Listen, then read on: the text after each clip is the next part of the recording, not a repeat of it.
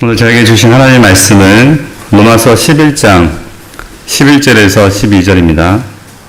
그러므로 내가 말하노니 그들이 넘어지기까지 실족하였느냐? 그럴 수 없느니라. 그들이 넘어짐으로 구원이 이방인에게 이르러 이스라엘로 시기나게 함이니라.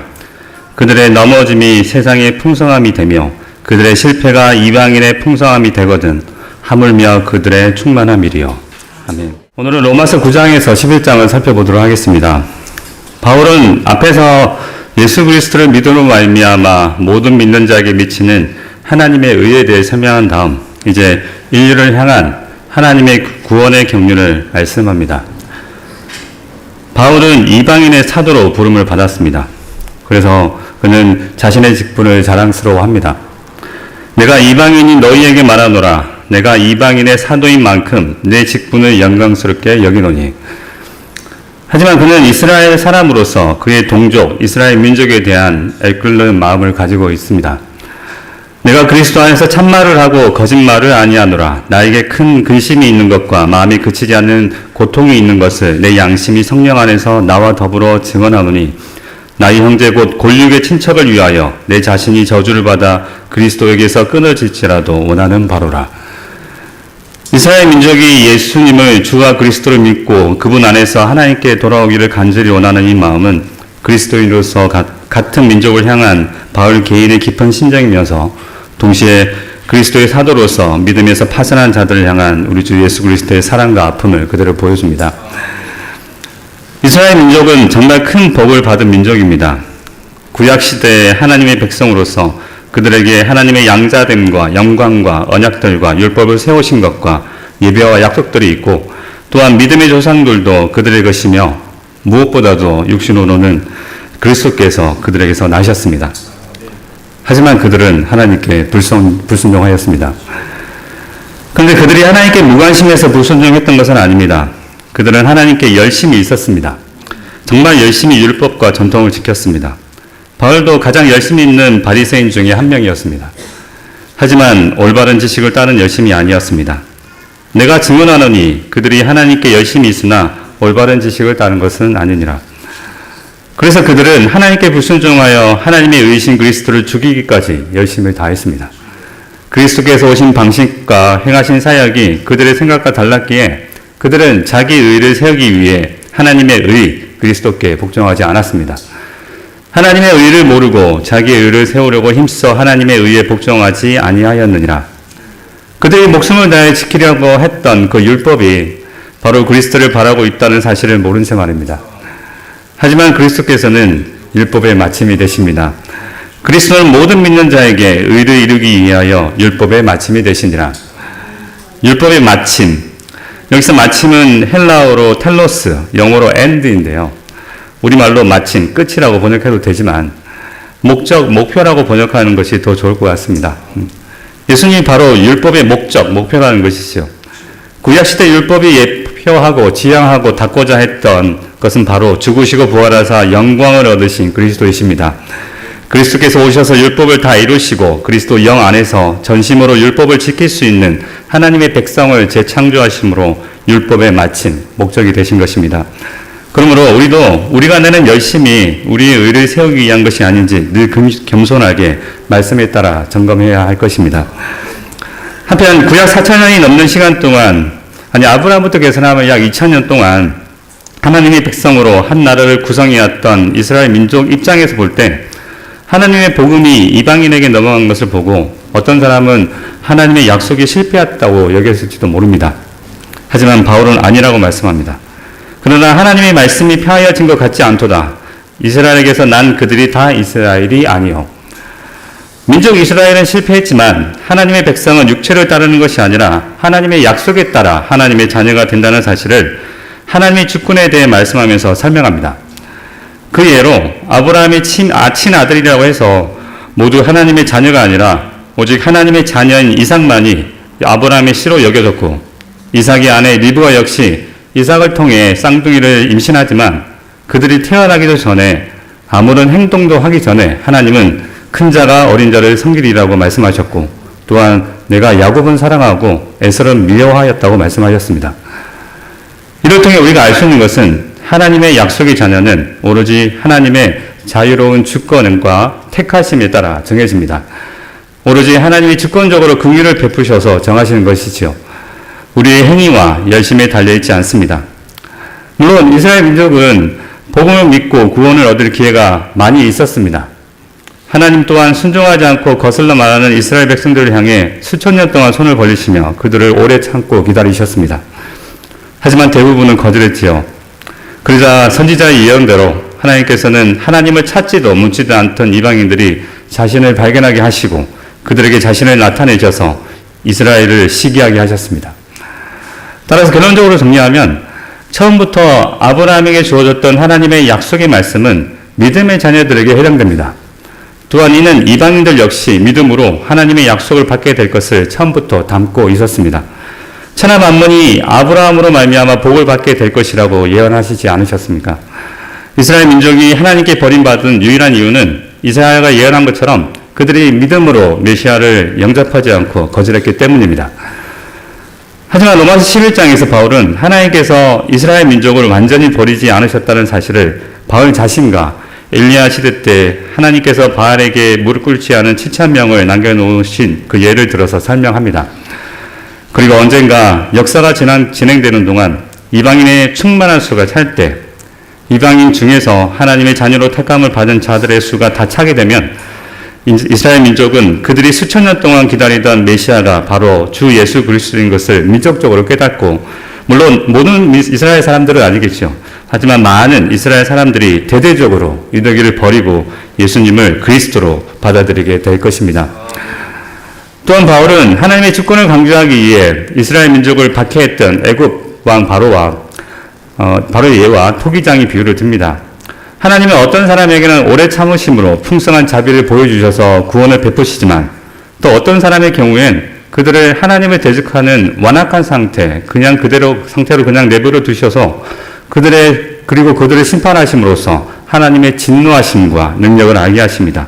즉 모든 것이 하나님의 주권에 달려 있습니다. 모세에게 이르실 때 내가 긍휼히 여길 자를 긍휼히 여기시고 불쌍히 여길 자를 불쌍히 여기리라 하셨으니 그런즉 원하는 자로 말미암음도 아니요 다른 막질하는 자로 말미암음도 아니요 오직 긍휼히 여기시는 하나님으로 말미암음이니라. 성경이 바로에게 이르실 때 내가 이 일을 위하여 너를 세웠으니 곧 너로 말미암아 내 능력을 보이고 내 이름이 온 땅에 전파되게 하려 함이라 하였으니 그런즉 하나님께서 하고자 하시는 자를 긍휼히 여기시고 하고자 하시는 자를 완악하게 하시느니라. 이런 얘기를 듣게 된다면 복음을 이해하지 못하는 사람들은 비슷한 반응을 보일 것입니다. 19절 말씀이지요. 혹 네가 내게 말하기를 그러면 하나님이 어찌하여 허물하시느냐 누가 그 뜻을 대적하느냐 하더니, 우리는 여러 차례 담임 목사님으로부터 유기견 쉘터에 대한 예를 들었습니다.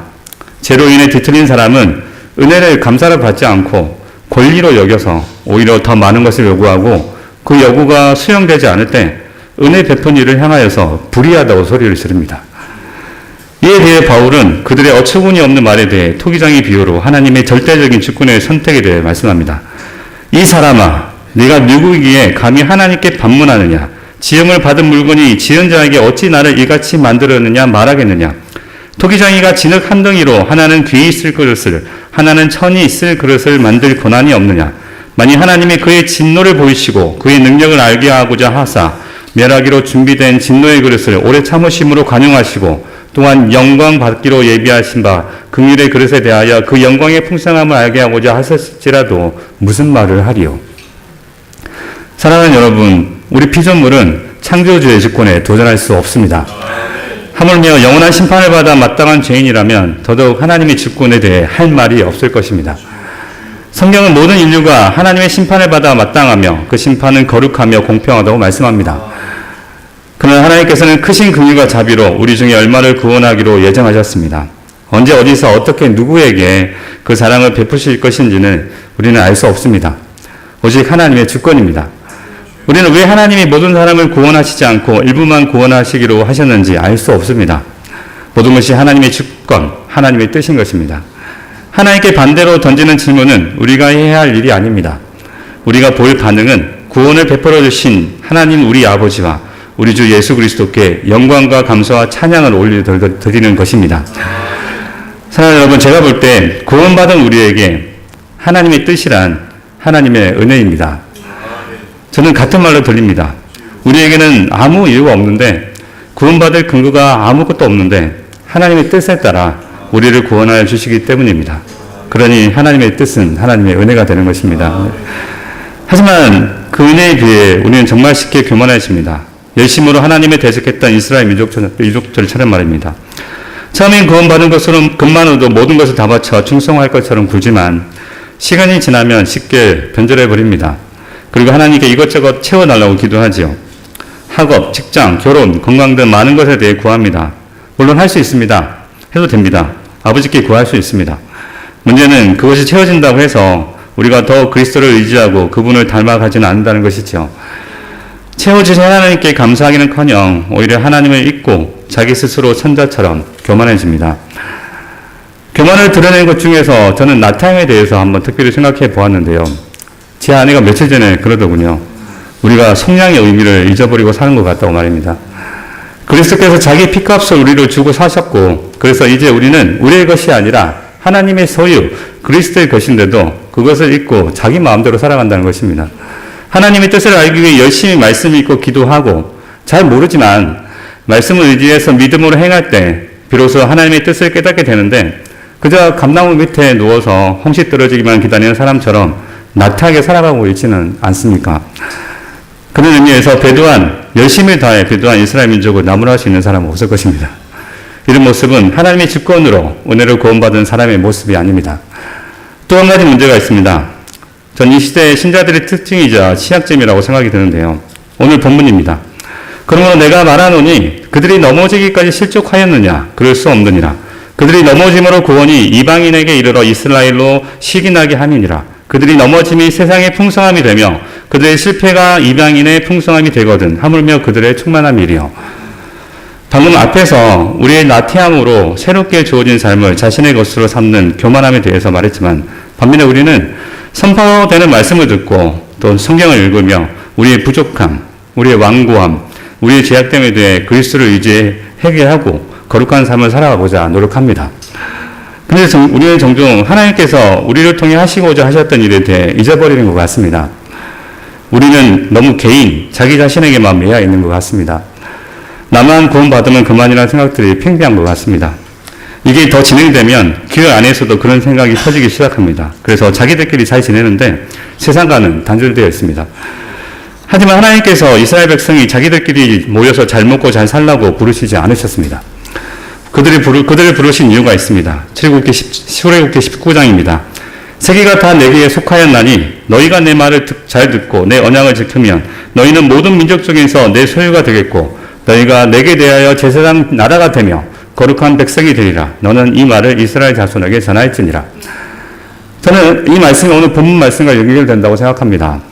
이스라엘 백성들이 하나님께 불순종하여 예수가 메시아있음을 거절함으로 인해 이방인들에게 복음이 전해지는 복이 있었습니다. 역전의 하나님이시죠. 그런데 만약 그들이 구약 내내 예언했던 하나님의 종 메시아가 예수 그리스도 있음을 처음부터 믿었다면, 아니 방금 읽은 출애굽기 말씀처럼 구약 시대부터 하나님 말씀에 순종하여 언약을 지키며 하나님의 제사장 나라로서 거룩한 백성, 거룩한 나라가 되었다면 이 세상이 어떻게 되었을까요? 그들의 넘어짐이 세상의 풍성함이 되며 그들의 실패가 이방인의 풍성함이 되거든 하물며 그들의 충만함이리요. 그들이 자기들끼리만 나름대로 율법을 열심히 지키며 산 것이 아니라 제사장 나라로서 사명을 충실하게 담당했다면 이스라엘 나라는 하나님 나라로서 온 세상을 향해 복을 전하는 영광스러운 나라가 되었을 것입니다. 솔로몬이 재임 초기에 하나님의 말씀에 따라 통치할 때 어떤 일이 있었는지 우리는 잘 알고 있지 않습니까? 모든 나라에서 이스라엘을 찾아와 하나님께 영광을 돌리고 그리스도를 예표하던 솔로몬을 칭송했습니다.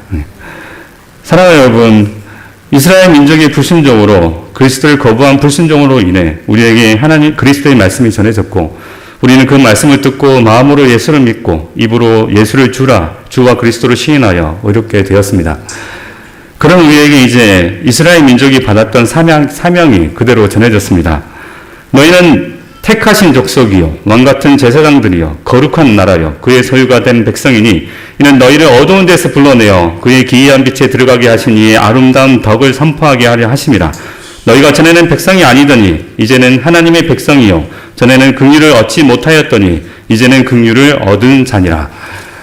하나님의 백성도 아니었고 하나님께 사랑받는 자도 아니었던 돌 감람나무인 우리가 하나님의 구원의 경륜에 따라 좋은 감람나무에 접붙임 받아 왕같은 제사장, 거룩한 나라, 하나님의 자녀가 되었습니다. 그러면 우리는 이스라엘 민족의 예를 보면서 그 예를 통해서 주신 은혜에 감사하며 두려워한 마음으로 교만하지 말아야 합니다. 오토다 그들은 믿지 아니함으로 꺾이고 너는 믿음으로 섰느니라. 높은 마음을 품지 말고 도리어 두려워하라. 하나님이 원 가지들도 아끼지 아니하셨은즉 너도 아끼지 아니하시리라. 사랑하는 여러분, 우리는 내일부터 새롭게 확장된 예배당으로 옮겨가게 됩니다. 모인 숫자와 건물의 크기가 하나님의 영광을 모두 나타내지 않는다는 것은 알지만 우리가 그동안 담임 목사님을 중심으로 교회의 머리가 그리스도이심을 고백하고 그리스도의 말씀에 따라 성령의 열매를 맺기 위해 열심히 다른 박질을 해왔기에 이분은 새 예배당으로 확장 이전이 세상이 보기에는 어떨지 모르지만 하나님께서 우리의 믿음과 수고가 틀리지 않았다는 것을 확인시켜 주시는 결과라는 것을 우리는 알고 기뻐합니다. 이러할 때 우리는 교만하지 말아야 합니다. 믿음 위에 바로 서서 계속해서 우리를 통해 하나님의 복이 우리 주변을 향해 흘러갈 수 있도록 그리스도의 향기가 되어야 합니다. 그리스도께서 주신 영광의 촛대가 이곳에 계속 머물러 우리를 통해 우리 가족, 우리 친지, 우리 친구, 학교, 직장 등 모든 곳에 하나님의 복이 흘러가서 수없이 많은 영혼들이 구원을 받도록 주신 사명에 집중해야 합니다. 물론 새 생명을 얻어서 구원받는 것은 오직 하나님의 택하심에 달려 있습니다. 그런 의미에서 우리는 태초부터 하나님의 사랑을 받은 정말 행운의 사람들이지요. 그러나 새 생명을 얻어 구원받은 자의 사명은 정말 크고 막중합니다. 하나님은 우리를 향해 기대하고 계십니다. 근데 혹시 또 지금 이 말씀을 듣고 뭔가 크고 위대한 일을 해야 한다고 생각하지 않길 바랍니다. 사람을 더 모으고 건물을 더 크게 세워야 한다고 생각하지 않길 바랍니다. 가나안 땅 정복을 끝내고 요단강 동편에 거주하는 세 지파를 보내면서 여호수아가 말씀합니다. 오직 여호와의 종 모세가 너희에게 명령한 명령과 율법을 반드시 행하여 너희의 하나님 여호와를 사랑하고 그의 모든 길로 행하며 그의 계명을 지켜 그에게 친근히 하고 너희의 마음을 다하여 성품을 다하여 그를 섬길지니라. 그리고 죽음을 앞둔 여호수아가 모든 이스라엘 백성을 세겜에 모으고 말씀합니다. 만일 여호와 섬기는 것이 너희에게 좋지 않게 보이거든 너희 조상들이 강 저쪽에서 섬기던 신들이든지 또는 너희가 거주하는 땅에 있는 아모리 족속의 신들이든지 너희가 섬길 자를 오늘 택하라. 오직 나와 내 집은 여호와를 섬기겠노라. 하나님께서 우리에게 원하시는 것은 영광을 얻으신 우리 주 예수 그리스도를 바라보고 성령 안에서 하나님의 말씀에 따라 살아감으로 거룩함과 의로움을 이루어가는 것입니다. 죄와 싸워서 이기는 것입니다. 세상과는 다른 원수를 위해서조차도 기도할 수 있는 삶을 살아가는 것입니다. 그러할 때 하나님께서 우리를 이끌어 가시며 우리를 통해 영광을 드러내실 것입니다. 새로운 도약을 시작함에 있어서 구원받은 자의 사명, 복받은 자의 사명이 얼마나 크고 막중한 줄 알고 거룩한 삶으로 하나님의 복음의 역사를 위해 복의 통로로 쓰임받는 그리스도의 보혈교회 성도님 되시기를 우리 주 예수 그리스도 이름으로 축원드립니다. 아멘. 주 하나님 아버지 감사합니다. 아버지의 주권에 따라 돌 감람나무였던 우리를 그리스도 안에서 좋은 감람나무에 접붙여 구원하여 주신 그 은혜의 경륜에 진실로 감사를 드립니다. 그 주권에 감사하며 나태하지 않고 내 자신에게만 집중하지 않고 주신 사명에 순종하여 이 땅에 사는 동안 하나님의 영광을 드러내는 도구로 사용되어 예수 그리스도의 복음을 전하는 복의 통로가 되고자 하오니 우리에게 성령으로 충만케 하여 주옵소서. 감사드리며 살아계신 우리 주 예수 그리스도의 이름으로 기도드립니다. 아멘.